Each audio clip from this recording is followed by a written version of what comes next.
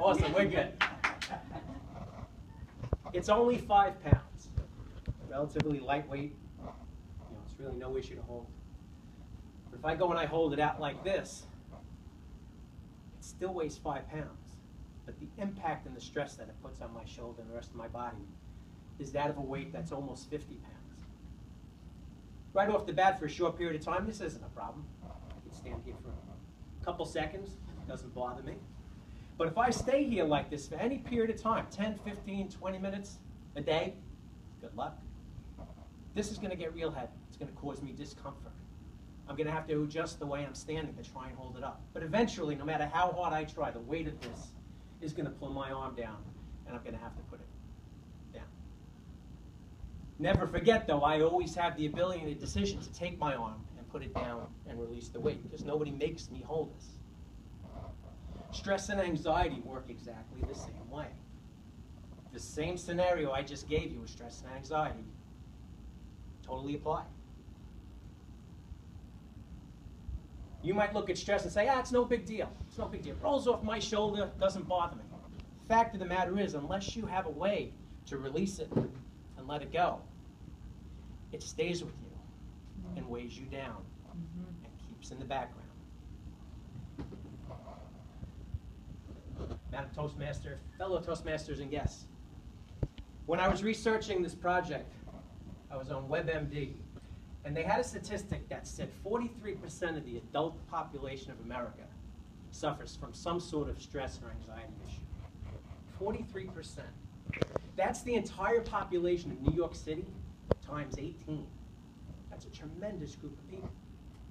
In Psychology Today, I saw a statistic that's anywhere from 75 to 90% of the doctor office visits in this country are stress or anxiety related. And the National Institute of Mental Health identified suicide, which is, if you will, the ultimate effect of stress and anxiety, as the 10th leading killer of people in the United States. So it's not something to take lightly and not look at. It's something you want to be aware of. And if you don't pay attention, if you're not aware of it and the impact it has on you, it can be life-altering. Now, you can sit there and say, Jim's being a little melodramatic for speech number 7 here. But I'd like to give you a little story from my background that will sort of illustrate this. Ever since I was a kid, I always wanted to fly. I wanted to be a pilot. Plane flew over, heads up. I was looking at it. And I did get my pilot's license. I always wanted to be an airline pilot, flying the big jets. During one of my training sessions, I was with an instructor. We were flying on a hot summer day, not unlike what we're going through now, and I got sick. It shouldn't be a surprise to me because it was about 115 degrees in the airplane. The sun was beating on me from the outside through the huge windows, and I didn't have any water with me. It wasn't that big a deal only because the instructor next to me, I got it, we flew back home and the lesson ended. The impact from that day and the incapacitation that I felt created such anxiety in me that from that day forward, for years, took away some of that fun and some of that passion that I had for flying. My trips became a little bit shorter because every time I got in that plane and I took off, I would sit there, do I feel right? Am I feeling sick? And when you think that way, you start to feel that way. And a lot of times I would turn around and come right back home. I would start to feel that way hours before I even went to the airport, which should have been a clue to me that this was anxiety and not that I get airsick. But I was so caught up in those thoughts that that never dawned on me. And the ultimate life-altering part for me was the time came when I had the opportunity to go away to a school, get all my certification, and get the airline job I was looking for. And I walked away from it.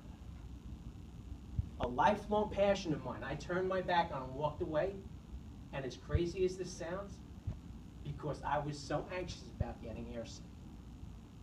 The humility I would feel if I got sick. Something that only happened to me once, never happened again, even though I have hundreds of hours afterwards. The anxiety and the stress of that one incident got into my mind, changed me physically, changed me mentally and emotionally to the point where I turned my back on my passion. I became very in tune with that. And I actually found a way to release it. to take the stress, to take that weight and put it down. I do it through exercise and meditation. What's your release? Ask yourself that. How do you deal with it? Most people, when you think about stress or anxiety, you think of that one-time shot, that, when you're going off the top of the roller coaster, that big hill in the back. Or maybe when you're worried about an interview or something, the unknown. But usually think of it, it comes and it goes. But in the society that we live in now, we are so stimulated by everything around us that we're always in that state of arousal. The hormones are always sort of kicking in as you're sitting there worrying about the past and the future. And that's the worst way, because you get used to it. And you don't realize how stress and anxiety is impacting you until one day it rears its ugly head.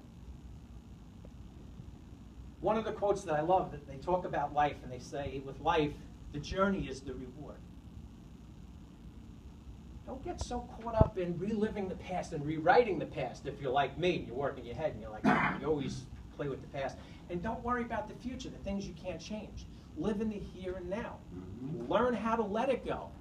Take that 5-pound weight and put it down. Release it so that you can enjoy the journey, so you can enjoy life, because that's what it's all about. And I mean, at the end of the day, would you rather sit there feeling like you have the weight of the world on your shoulders, or be able to lower your hands and be on top of the world? Because in the end, it's only 5 pounds. Let it go.